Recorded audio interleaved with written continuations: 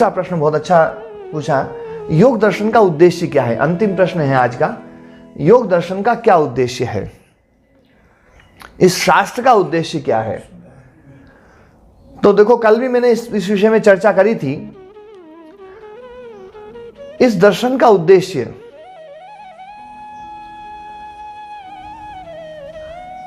चार उद्देश्य कल बताए थे मैंने। दुख को समझना, दुख का क्या कारण है इसको समझना, दुख से मुक्ति किस प्रकार होगी, दुख से मुक्ति क्या है इसको समझना, और दुख से मुक्ति का उपाय उसको समझना। चार चीजें, दुख क्या है, दुख का कारण क्या है, दुख मुक्ति क्या है, और दुख मुक्ति का उपाय। इन्हीं को शास्त्रीय शब्दों में कहें तो शास्त्रीय शब्दों में कहते हैं हेय, हेय हेतु, हान और हानोपाय। हेय मतलब दुख, हेय का मतलब संस्कृत में होता है त्याज्य। ओहा त्यागे धातु से यह शब्द बना है हेय, है ना, जिसे कहते हैं हेय दृष्टि, मतलब त्याज्य दृष्टि। तो हेय मतलब त्याज्य, जिसको छोड़ना है। छोड़ना किसको है? दुख को छोड़ना है। तो हेय का अर्थ है दुख। हेय हेतु, उस दुख का हेतु क्या है।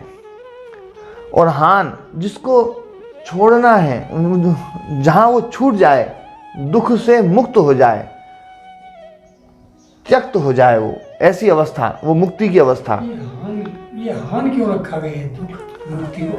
मुक्ति का नाम है हान। हान मतलब त्याग, दुख का त्याग। ओहा त्यागे धातु है, जो त्यक्त अवस्था है, जहां दुख से मुक्ति हो गई है, दुख छूट चुका है। हान का मतलब होता है छूटी हुई अवस्था, दुख से छूटी हुई अवस्था।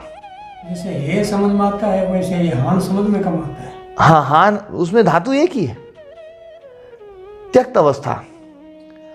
ओहा त्यागे धातु से ही हान बना है। बस वो जो हे शब्द बना है वो अर्ह अर्थ वाला प्रत्यय है, योग्य अर्थ वाला, है ना। हातुम योग्य हेयः, जो छोड़ने योग्य है वो है हेय, है ना। और यत प्रत्यय हुआ है, अचोयत एक पाणिनि जी का सूत्र है, उससे यत प्रत्यय होकर के हेय शब्द बना है। जैसे हेय, पेय, गेय, है ना। तो ये सब जो शब्द हैं, गेय मतलब गाने योग्य, पेय मतलब पीने योग्य, भोज्य, भक्ष्य, पाठ, है ना, पठ्य, पाठ्य, पाठ्य पुस्तक बोलते हैं अपन, ये सब वही प्रत्यय है, यत प्रत्यय।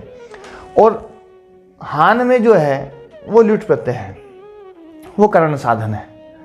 करण साधन होने के कारण से उसका अर्थ निकलेगा कि जो त्यक्त अवस्था, त्याग, त्याग मतलब हान का अर्थ होगा त्याग।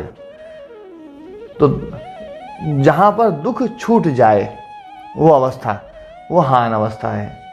तो हान का मतलब हो गया दुख मुक्ति, और हानोपाय दुख मुक्ति का उपाय।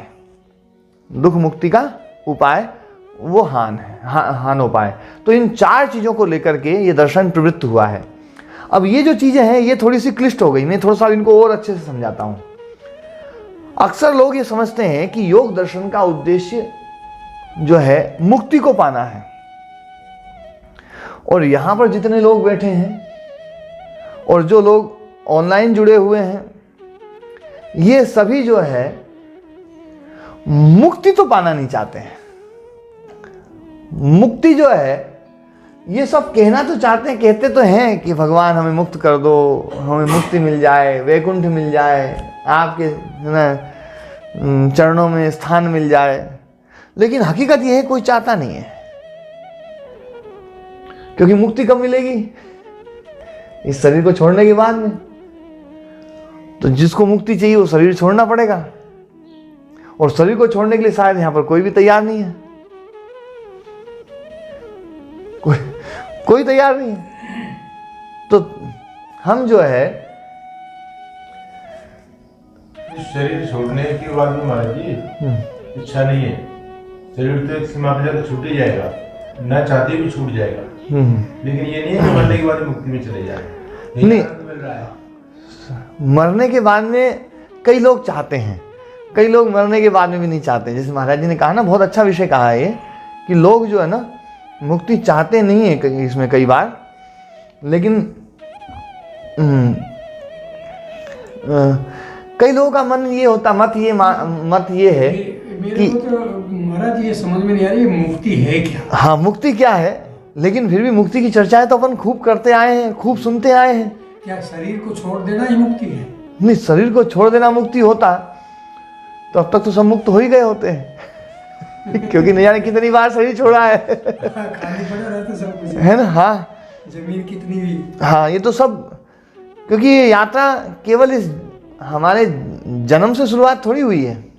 ये यात्रा तो अनंत की यात्रा है, न जाने कितनी बार हमारा जन्म हुआ है। और ये विषय भी एक अभी परीक्षा कोटि में है कि क्या हमारा जन्म होता भी है और क्या हम मरने के बाद में फिर दोबारा जन्मते हैं।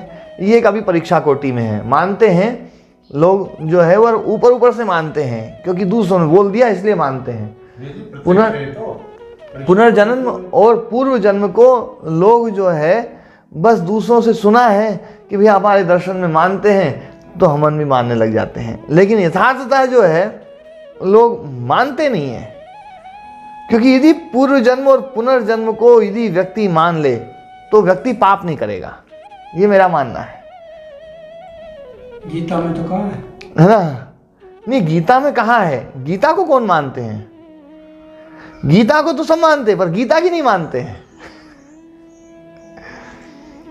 गीता को मानने वाले लोगों की कमी नहीं है, पर गीता की मानने वाले लोगों की बहुत कमी है अभी।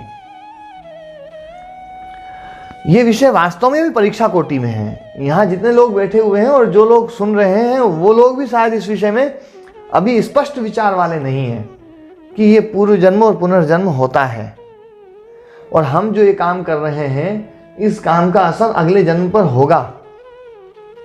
बस एक परंपरा से सुनते आए हैं, अगले जन्म में भैया पाप भोगना पड़ेगा, है ना, तो अपन भी बोल देते हैं। पर वो दूसरों के लिए ही होता है। दूसरों को बोलने में बढ़िया लगता है, अरे भैया कोई अच्छा कर्म करो ना, अगले जन्म में जो है पाप मिलेगा। इस रूप में जाकर के जो है ना थोड़ा सा हम स्वीकार कर लेते हैं, पर खुद के लिए हम स्वीकार नहीं करते हैं। तो इसको तो हम इस पर चर्चा करेंगे, अच्छे से चर्चा करेंगे। पूर्व जन्म और पुनर्जन्म की मान्यता को यदि समाज स्वीकार कर ले तो मैं निश्चित कहता हूं ये समाज फिर से वही समाज बन जाएगा जो वैदिक युग में हुआ करता था। फिर से हमारे समाज में ताले की जरूरत नहीं पड़ेगी। दरवाजे होंगे तो दरवाजे केवल हवा को रोकने के लिए होंगे, चोरों को रोकने के लिए दरवाजों की जरूरत नहीं पड़ेगी, क्योंकि चोर ही नहीं रहेंगे। पूर्व जन्म और पुनर्जन्म की ये जो अवधारणा है ये इतनी वैज्ञानिक अवधारणा है और समाज से पापों को रोकने का सबसे बढ़िया ब्रह्मास्त्र है ये। जब तक इस विचारधारा पर समाज नहीं आएगा तब तक पापों को रोकना कठिन हो जाएगा। फिर हम पुलिस प्रशासन के द्वारा ही रोक पाएंगे। आज हमारे इसमें जो है ना एक पुलिस प्रशासन से ही बहुत बड़े अधिकारी जुड़े हुए हैं इस कक्षा से, वो भी शायद इस बात को सुन रहे होंगे। तो मैं ये कहता हूं कि पुलिस प्रशासन से पाप नहीं रुक सकते ना। ये है ना जुडिशरी वाली जो व्यवस्था है, ये वकील है ना जो है इतने सारे बन रहे हैं सब पाप को रोकने के लिए। फिर खूब जगह जगह पर कैमरे लगाए जा रहे हैं पाप को रोकने के लिए, पर इन सब चीज़ों से पाप नहीं रुकेगा। पाप तो जब तक समाज की दृष्टि सही नहीं होगी ना तब तक पाप नहीं रुकेगा। मैं जो इस बात को कह रहा था कि दृष्टि सही होनी चाहिए। एक आतंकवादी तब बनता है जब उसकी दृष्टि खराब हो जाती है। उसकी दृष्टि यदि सही हो जाए तो उसमें हमारे में अंतर क्या है? केवल दृष्टि का भेद है, बाकी शरीर तो एक जैसा ही है। आप जींस की संरचना देखो, आप है ना पूरे शरीर की संरचना देखो तो वैसे ही उस खून उसमें बह रहा है जैसा हमारे में बह रहा है, वही हृदय उसमें धड़क रहा है जैसे हमारे में धड़क रहा है, उसके भीतर भी वही दिमाग है। हार्डवेयर तो वैसे ही है, बस सॉफ्टवेयर की गड़बड़ी हो रही है। तो ये जो योग दर्शन की कक्षा है ये मैं केवल ये चाहता हूं कि आपके भीतर भी जो सॉफ्टवेयर है उसको ठीक करने का प्रयास है मेरा, और केवल आप लोगों के भीतर ये सॉफ्टवेयर ठीक ना हो, इसके द्वारा, इस ज्ञान के द्वारा ये ज्ञान पूरी दुनिया में फैले, इसलिए एक प्रयास ये किया गया है। तो योग दर्शन का जो मुख्य उद्देश्य है, मुख्य उद्देश्य मुक्ति प्राप्त कराना नहीं है। ध्यान देना, जैसे लोग आज हैं वैसे ही लोग आज से उस समय भी, पहले जिस समय योग दर्शन लिखा गया, महर्षि पतंजलि ऋषि जब हुए हैं, उस समय में भी लोगों की विचारधारा कुछ कुछ ऐसी रही होगी। मुक्ति कोई नहीं चाहता होगा। और जैसे अपन समझ रहे हैं, अपन इतने अपने आप को इतना समझदार समझ रहे कि भैया कि मुक्ति तो किसी को नहीं चाहिए, तो क्या महर्षि पतंजलि ऋषि को समझ में नहीं आई क्या बात? ये तो छोटी सी बात है, उनको समझ में तो आई होगी, जरूर आई होगी। इसलिए उन्होंने इस शास्त्र को केवल मुक्ति के लिए नहीं माना है। इस शास्त्र का उपयोग करके हम वर्तमान जीवन को भी ठीक कर सकते हैं। यदि हम दुख को समझ लें, दुख के कारण को समझ लें, तो हम वर्तमान जो जीवन जी रहे हैं इसमें भी हम कम से कम दुखी हो सकते हैं। हम दुख से बच सकते हैं। इस जीवन में भी हम संबंधों को अच्छे से जी सकते हैं। हमारे बहुत सारे दुख जो है ना, इस योग दर्शन को पढ़ने के बाद में पता चलेगा कि यार बिना मतलब में दुखी थे हम, तो बिना मतलब में। एक बहुत अच्छी कहानी सुनाता हूं। दो तिनके एक बहुत भयंकर नदी में बह रहे थे। नदी इतनी भयंकर थी और उसमें भी बाढ़ आई हुई थी, भयंकर बाढ़, और बड़े वेग से पानी बह रहा था और उसमें दो तिनके बह रहे थे। एक तिनका उस नदी में बहते हुए प्रयास कर रहा था कि मैं इस नदी के पानी को रोकूंगा, नदी के पानी को मैं रोकूंगा। और वो इस प्रयास में लगा हुआ और खूब मेहनत कर रहा है, नदी के पानी को रोकने का प्रयास कर रहा है, पूरी ताकत लगा रहा है, इतनी ताकत लगा रहा है कि पसीना पसीना हो गया। बहुत मेहनत कर रहा है वो, और ऐसे करते करते वो जो है ना बह भी चला जा रहा है, मेहनत भी कर रहा है, पसीना पसीना हो रहा है, देख रहा है कि मैं मेहनत कर रहा हूं पर नदी रुक नहीं रही है, असफल, अपनी असफलता को भी देख रहा है वो, लेकिन फिर भी प्रयास कर रहा है। और प्रयास करते करते करते करते वो खूब कोशिश कर रहा है कि मैं नदी को रोकूंगा और नदी को सागर तक नहीं पहुंचने दूंगा, समुद्र तक नहीं पहुंचने दूंगा। और उसने पूरी मेहनत करी, लेकिन फिर भी नदी रुकी नहीं और समुद्र तक पहुंच गई।